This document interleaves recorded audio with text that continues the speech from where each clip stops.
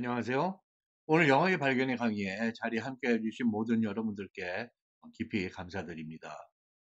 오늘 강의의 토픽은 며칠 전에 있었던 2025학년도 수능 영어의 총평의 짝을 이루는 금년에는 어떠한 영어의 그런 모습이 많이 개선될 점으로 남아있는지, 금년도 수능 영어의 오류들을 전반적인 그런 모습들을 검토해보는 그런 강의로 구체적으로 21번 문항입니다. 이 한 문항에 세 가지 정도의 굵직한 그런 어법상의 또는 영어의 표현 방식 그런 면에서 오류라고 볼 수 있는 그런 문제점들이 드러나고 있는데요. 오늘 이 강의는 그 로마 제국에서의 건축술, architecture라고 하죠. 또 건축물 자체가 또 그 보통 명사가 architecture입니다. 그럴 때는 어가 붙거나 s가 붙는 것이죠. 건축학, 건축술 여기에서는 수상명사로 어나 s가 붙지 않고 오늘 강의를 하는 저에 관한 간단한 프로파일이 따르고 있고요. 지금 지문 전체를 캡처를 했습니다. 그리고 선택지 5개의 사항들이 나오고 있는데 지문들 중에서 여기 지금 빨갛게 줄쳐진 그런 부분들이 실은 있어서는 안 되는 또는 문제점으로 이렇게 드러나는 부분입니다. 여기 보시면은 중간쯤에 felt the aspiring architect라고 되어 있는데요. should master 뭐를 갖다가 완전 정복하듯이 그렇게 학문적으로 마스터를 해야 되느냐. 여기서 the aspiring architect가 바람직하지 않은 영어라는 거. 원어민 같으면은 이것이 느닷없이 튕겨나와서 왜 여기에 너가 붙었는가를 의아하게 생각합니다. 그 다음에 중간에 내려와서 to recommend it이라고 되어 있는데 이 부분도 또한 이것은 뭐 전적인 완전한 영어의 문법적인 grammatical error이고요. 여기 it이 뒤에 따라가서는 안 된다는 것. 그리고 쭉 내려가면은 scholarship authority theories and scholarship, hunting the shadow, not the substance 이런 표현들이고 있죠. 이런 표현들이 나오는 이 부분에서 이 문항의 이 지문 자체의 스스로의 논리가 로마 시대의 건축술은 두 가지 면으로 구성되어 있다는 거예요. 한쪽은 그런 어떤 지적이고 인문학적이고 전통적이고 정치적이고 그러한 추상적인 가치관적인 모습이 있고 하나는 실질적으로 건물을 뭐 음? 파르테논이라든지 팬티언이라든지 여러 가지 그 원형 경기장이라든지 그 어리나 이런 것들을 만들려면은 재료하고 사람의 그런 손재주가 필요하잖아요. 매뉴얼 스킬. 그 실용적이고 스킬적인 면, 이 양쪽이 이제 필요하다는 것이죠. 그런 지적이고 정서적인 면, 인문학적인 면과 실용적이고 기술적인 면이 다 필요하다고 하는데 뒷부분에 가서는 스스로가 약간의 자기가 무슨 얘기를 하고 있는지 헝클어지고 있는 모습을 보이고 있는 그런 문항입니다. 오늘 이 어, 문항 자체의 그 시도는 이 타픽은 상당히 뛰어난 그런 것이라고 보겠습니다. 지금으로부터 그렇게 오랜 역사적인 수많은 그 기간 전에 있었던 로마 시대의 건축물이 이렇게 인문학적인 깊이 있는 이해와 요구, 필요사항들을 그렇게 포함하고 있었다는 것이 대단히 놀라운 그러한 모습인데요. 여기 지금 팬티언 사진이 있죠? 이러한 여러 가지 그 로마 시대의 건축물들, 건축술에 대한 또 건축가, 아키텍트에 대한 전반적인 그런 핵심적인 사항들을 잘 정리한 그러한 인문학적으로는 상당히 뛰어난 그런 지문이라고 하겠습니다. 이 문항의 그런 타변 대단히 뛰어나다. 그래서 그런 지금으로부터 뭐 1500년 또는 그 이전의 그러한 건축, 아키텍처에 관한 여기서 한마디로 political statement, 정치적인 어떤 나의 진술, 표현, 나의 선언, 내가 세상을 보는 정치적인 관점에서 그런 것이 표현된 것이 바로 architecture라고 하는데 architect는 건축가는 이것을 구현하기 위해서 어떤 qualities, 그러한 qualifications, 자질들, 능력들, 그런 것을 자격 조건들을 가져야 되느냐 하는 것이 이 지문의 그 요지입니다.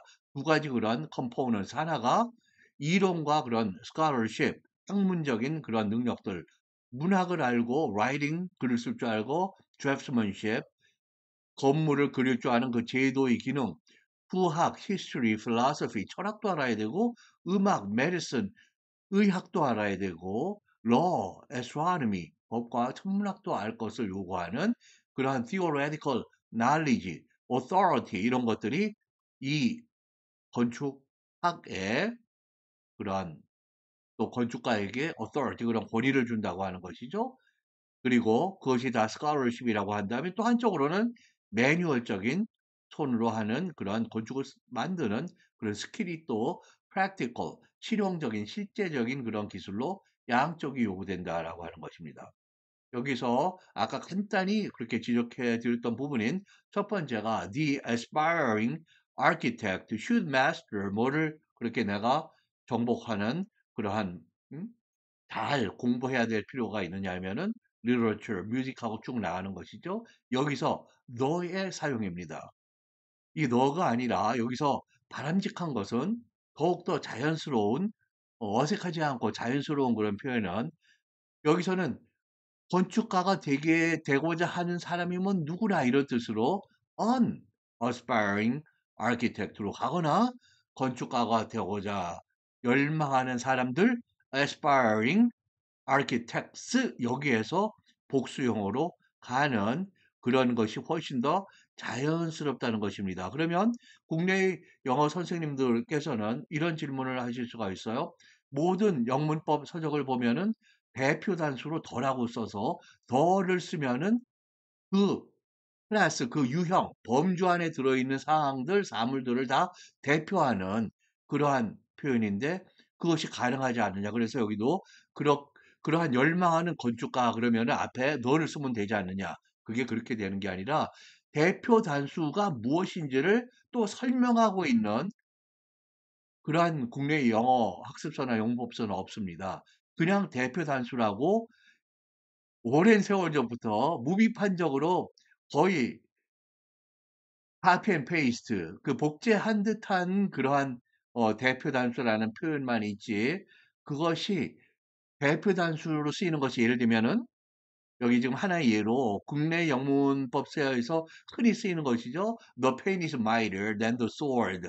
이것은 펜은 칼, sword보다 더 mighty하다, 더 강하다는 이런 표현인데요. 이거 오랜 동안의 세월에 걸쳐서 확립이 된 그래서 영어 모국어로 쓰는 사람은 누구나 익숙한 즉 이것이 예외적인 케이스라는 것입니다. 그래서 이 대표 단수의 더가 쓰이는 것은 이러한 예외적인 속담적이나 아주 오래된 그런 누구나가 영어의 모국어 사용자라면 그 문화적으로나 역사적으로 그러한 감에 노출되고 익숙한 그런 경우지 이렇게 문맥이 딱 주어지면 거기에서는 여기서는 어나 s로 가야 된다. 복수형으로 그것이 가장 일반적이고 그래서 자동차라는 것은 아주 비쌉니다. 라는 의미로 쓴다면 the car is very cheap, expensive 아주 쌉니다. 아주 비쌉니다. 그러면 the car가 원어민은 어 무슨 차를 얘기하시나요? Which car? Which one are you talking about? What kind of car? 이런 식으로 좀 구체성을 묻게 되는 왜냐하면 뜻이 정확히 전달되지 않으니까요. 그런데 이렇게 대표 단수가 일반론을 얘기한다 그러면은 원어민들은 a car is pretty expensive. 자동차라는 거는 꽤나 비쌉니다. 물론 싼 것도 있죠. 그러나 일반적으로 하는 얘기예요. 또는 cars are expensive. 비싸요. Cars are useful. 쓸모가 있어요. 이렇게 cars나 a car 가장 많이 쓰이는 것은 복수형입니다. 그래서 대표 복수가 차라리 일반론을 이야기하는데 가장 많이 쓰이는 그러한 경우죠. 국내의 그 영어 학습서나 영문법서를 집필하는 선생님들께서도 이 점은 새로 수정을 해 주셔야 됩니다. 그렇게 대표 단수가 흔히 일상적으로 쓰는 문맥 아무 데나 쓰는 그런 것이 아니다. 일부의 그런 표현에 제한되어 있다. 일반어는 어나 복수형으로 써야 된다는 거 아주 중요한 그런 우리 한국의 영어 교육에서 대단히 취약한 부분이 이 관사 명사 사용입니다. 관사를 어를 쓸지 덜을 쓸지 아니면 안 쓸지 아니면 복수형을 쓸지 대단히 그 사람이 그 표현을 충분히 어감을 읽고 문맥의 흐름을 파악하고 있는 그런 관사의 사용이냐 또는 관사의 미사용이냐 이 부분 대단히 중요한 것이므로 그렇게 우리가 간단히 대표 단수라는 말 표현 하나로 사용할 수 그렇게 판단할 수 있는 것이 아니죠. 그 다음에 두 번째는 완전한 우리 문제도 45문제 중에 하나가 어법상 옳지 않은 것을 가려내는 게 있는데요. 이 두 번째는 이 지문에 있는 거 28번 중에 That is a curriculum that still has much to recommend it. 우리가 권할 만한 권장사항이 상당히 많은 그러한 커리큘럼이다. 교육 과정이라는 거죠. 건축파를 하나 탄생시키는. 그런데 여기서 to recommend it이 있어서는 안 되는 그런 경우입니다. 그래서 a curriculum that still has much to recommend 이렇게 즉 앞에 오는 much나 이것이 recommend의 목적어인 그런 경우예요. 그럴 때는 투부정사 뒤에 그것을 반복하지 않는다. it이나 뭐 them이나 thos나 이런 식으로 대명사로 조심해야 될 그러한 어법입니다. 이 예문을 들어보실까요? 한국 사람들이 영어 팝송 중에 가장 좋아하는 1순위 노래 중에 흔히 꼽힙니다.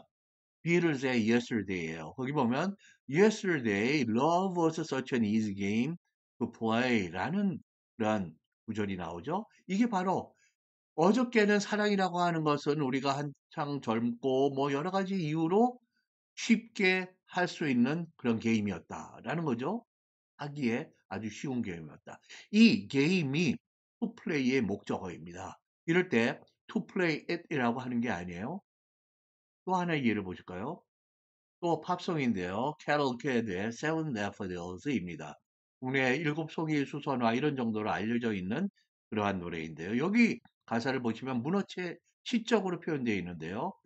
I haven't a paper dollar to crinkle in my hand 하고 부르는 그런 노래인데 내 손에 꼬깃꼬깃할 1달러 지폐 하나도 지금 없다. 그러나 당신과 행복한 그런 하루하루를 살아갈 그럴 어떤 식으로 내가 하루를 매니지할 거냐, 살아갈 거냐 이것을 이야기하는 그러한 굉장히 아름다운 그런 사랑의 노래인데 마음 연세가 어느 정도 드신 분들은 다 아시는 그런 노래라고 생각됩니다. 여기서 투 크링클은 이 페이퍼 달러를 내가 손 안에 구겨요. 그래서 꼬깃꼬깃해요.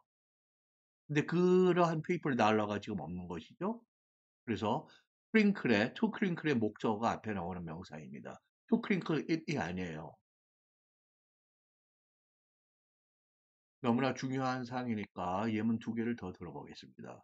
이번에는 2004년에 사랑의 영화 그러면 현재는 아주 고전적인 그런 작품으로 뽑히는 탑10 중에 분명히 원어민 영어권 사회에서는 뽑히는 그런 영화입니다. 노트북, The Notebook인데요. She had the world at her feet. 이게 나이 거의 80이 돼서 17살 때부터 사랑에 빠졌던 두 부부가 와이프는 지금 치매에 걸려서 남편을 인식하지 못하고 남편이 이제 옛날에 그런 사랑을 막 펼쳐갈 때의 그런 모습입니다. 자기 아내를 얘기하는 거죠. 그녀는 부유하고 스마트하고 명문 여대를 가고 이 세상의 모든 것을 가지고 있었다 이런 표현입니다. have something at one's feet 이라고 표현합니다. 자기의 발밑에 아니면 발꿈치에 세상을 가지고 있었다 이런 거죠. While he didn't have two dimes to rub together. 그는 이게 바로 자기예요. 나는 서로 부비고 그럴 두 개의 10센트 동전도 없었다. 이런 굉장히 가난한 두 사람이 worlds apart, 세상이 다른 세계에 그렇게 경제적으로, 사회 경제적으로 다른 그런 환경에서 살고 있는 두 아주 젊은 두 사람의 처음 꼽히는 그런 사랑의 이야기입니다. 여기서 to rob them, no. 목적어가 오고 투부정사가 그거 하는 투부정사 행위를 하는 그 목적어. 이 앞에 나오는 이 명사가 그러니까 투부정사의 목적어일 때 거기에는 그거를 가리키는 대명사를 쓰지 않는다. 그 다음에는 필그림입니다. 1620년에 미국의 매사추세츠 버스턴 아래쪽에 플리머스에 도착했던 그런 청교도라고 불리는 사람들이죠. 102명이 도착해서 55명이 첫 겨울에 살아남고 그 다음에 가을에 소위 The First Thanksgiving, 맨 첫 번째 Thanksgiving을 하게 되는 그 사람들인데요. The Pilgrims didn't always have a good harvest to celebrate. 그것이 First Thanksgiving이라고 해서 그렇게 별 탈이나 그런 어려움 없이 계속해서 신대륙의 그 풍부한 자연적인 그런 자원들, 어? 채소들, 육류들 이것을 마음껏 쉽게 먹고 생활한 게 아니라 때로는 celebrate 할 good harvest가 없는 경우들도 있었다 이런 얘기죠. 여기서도 to celebrate it 이러한 지금 지문의 영어처럼 대명사가 목적어로 표현되는 것이 아닙니다. 앞에 오는 명사를 뒤에 오는 투부정사가 목적어로 지배할 때는 의미상 형태는 뒤에가 있지만 목적어를 따로 취하지 않는다라는 것이요. 너무도 자유스럽게, 자주 사용되고 그러한 표현인데 국내의 영어학습서나 영문법서에서 이것을 뚜렷이 설명하지 않는데 이 오류에 그런 문제가 있다고 봅니다. 이쪽에 책을 집필하시는 선생님들께서도 하루빨리 이 부분을 명확하게 그 투부정사랄지 아니면 목적어랄지 아니면 투부정사 안에서 명사가 투부정사의 수식을 받을 때 투부정사의 목적어일 때는 그 목적어를 그 명사를 대명사로 뒤에 쓰지 않는다라는 거 꼭 가르쳐 주시기 부탁드리고요. 세 번째는 이 글이 논리성의 혼돈이옵니다. 지문의 논리는 Architecture requires both practical and theoretical knowledge. 이렇게 한쪽은 실용적인 manual skill, 한쪽은 theoretical, 인문학적인 humanities에 대한 깊이 있는 mastery, 완전 정복 정도의 그런 학구적인 그런 자격을 요구했거든요. 자, 그러면 이런 실용적인 것과 이론적인 거가 서로가 둘다 필요 조건이었다는 것입니다. 둘 다 완벽하게 50점 대 50점은 아닐지라도 그 두 개가 팽팽하게 이 지문에 따르면 거의 equally important 둘 다 팽팽하게 균등하게 중요한 그러한 구성 요소들이라는 거죠. 그래서 scholarship, 그런 학구적인 면, theories, 이론적인 면, 그것이 이 건축가나 건축술에 authority를 준다고 얘기하고 있습니다. 근데 이 뒷부분에 아까 말씀드린 예를 들면 3분의 2에서 그 끝까지 보면은 그것이 바로 지금 문제의 그 언더라인 되어 있는 지문에 그것이 바로 섀도우인가요? 그런 쓸데없는 아니면 별 볼 일 없는 그림자와 같은 그늘과 같은 그 섀도우가 substance가 아니라고 그랬어요. not substance. 그 substance 실체 알맹이가 없는 겉껍질이나 그런 어떤 섀도우에 불과하면 그것이 authority를 가졌고 그렇고 그렇게 두 개의 중요한 컴포넌트 중에 하나였나요? 여기서 논리성에 자기가 지금 무슨 얘기를 하는지 정확히 이해하지 못하는 듯한 그런 정도의 표현으로 나와 있습니다. 그래서 어떻게 섀도우라는 게 권위를 갖게 되고 섀도우가 그렇게 substance만큼의 중요한 사항이 되는 것인가? 앞쪽과 뒤쪽이 논리가 약간 충돌하는 그리고 또 스킬이라고 되어 있었는데 그 매뉴얼 스킬이라는 표현도 나오죠. 이것이 프랙티컬하다고 합니다. 당연히 지금도 이해할 수 있죠. 그런데 이것이 이 질문의 그 포커스인 언더라인 되어 있는 지문의 맨 뒷부분에 있는데 이것이 과연 그러면은 substance라고 되어 있는데 정말 substance인가? 그렇지 않죠? 여기서는 substance가 어쩌면은 그러한 학구적인 것이고 이론적인 것이라서 authority를 가질 수 있다고 하는 그 표현의 substance인데 여기서는 또 manual skill에서 붙어 있습니다. 그래서 고전적 인문학이 중요하다고 하면서도 동시에 substance, 실체 또는 알맹이 다 없는 shadow에 불과하다고 하는 자기 모순적인 그런 논리를 펼치고 있는 것이죠. 물론 이렇게 그런 영어의 구현이 그다지 바람직하지 않거나 어색하거나 영어로 awkward, 자연스럽지 않다, unnatural 한다고 그럴 때 여기서는 그 logicality, 그 논리성의 그러한 불투명함, 자기 모순, 혼돈 이런 면이 요 문제의 핵심 부분에 상당히 앞쪽 얘기랑 달라지는 이것이 작년에도 있었고 이러한 논리성이 영어로 표현되다 보니까 논리성의 그 트랙을 살짝 잃어버리는 그러한 이게 blur 흐릿해지는 그런 경우들이 자주 있습니다. 그래서 수능 영어의 적절성을 판단할 때는 45문 중에 한 문제인 오류만을 명확한 오류만이 아니라 문제를 출제하는 사람, 출제자의 입장에서는 문법, 어법상의 오류를 넘어서 여기 이제 써드린 부분인데요. 명확한 그런 문법, 어법은 언어적인 이 grammar, usage 이거는 언어적인 어떤 논리적, 기계적인, 과학적인 부분입니다. 근데 이것을 넘어서 언어라는 것이 이 주제를 가지고 이야기할 때, 이 두 사람의 관계 안에서 이 문화를 공유하는 이런 미국인들, 영국인들, 뭐 Canadians, 그다음에 호주 사람들, 뭐 아일랜드 사람들, 뉴질랜드 사람들 이런 사회에서 사람들이 가지고 있는 문화적인 공유하는 이해 이런 데에 비추어서 어색하고 부자연스러우면 그거는 어떨 때는 그 어법상의 에러보다 더 치명적인 예를 들면 할아버지 진지 드셨어요 라는 이야기는 초등학교 학생들 어린아이들도 당연히 그 정도는 구별할 줄 알죠? 할아버지야 밥 먹었어? 절대로 있을 수 없는 그런 것은 사회 문화적인 그러한 어 out of context 문맥에 맞지 않는 것은 대단히 그 심각한 문제를 초래할 수가 있습니다. 안 될 일이 될 일이 안 되게 하고 또 좋으면은 잘 표현되면 안 될 일이 되기도 하죠. 그래서 어색함이나 부자연성, 내추럴하냐, awkward하냐 이런 부분 또한 우리가 대단히 신경 써서 이 문제를 출제할 때 구현을 해야 됩니다.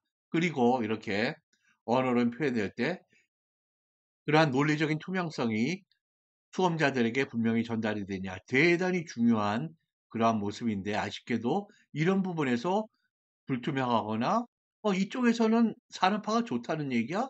아까는 안 좋았다며. 이런 것이 뭐 뒤바뀌어 있거나 이런 부분이 출처가 된 적이 있거든요. 비교적 근래에. 그러한 논리적인 투명성 또한 우리가 유심해서 그렇게 조심스럽게 make sure 분명히 확인하고 출제를 해야 되는 그런 부분입니다. 그래서 아주 단순히 이거 문법적으로 어법적으로 맞느냐 틀리냐를 뛰어넘는 그러한 수업에서 현장에서 또는 아니면 독서 교육, 독해력 훈련 이러한 학습의 현장에서도 조금 더 향상이 된 그런 교육이 이루어질 수 있도록 우리 수능 영어가 국가대표가 또 수능이든 아니면 또 다른 시험으로 또 대체가 되거나 혁신이 되든 간에 우리가 이러한 문항에 대한 그런 연어에 대한 그런 우리 국가적인 차원의 감수가 필요하다고 말씀드렸죠.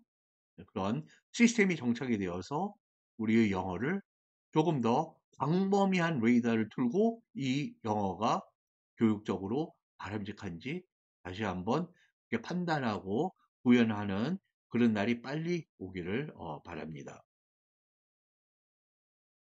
네, 오늘 강의 약간 길어졌는데요. 네.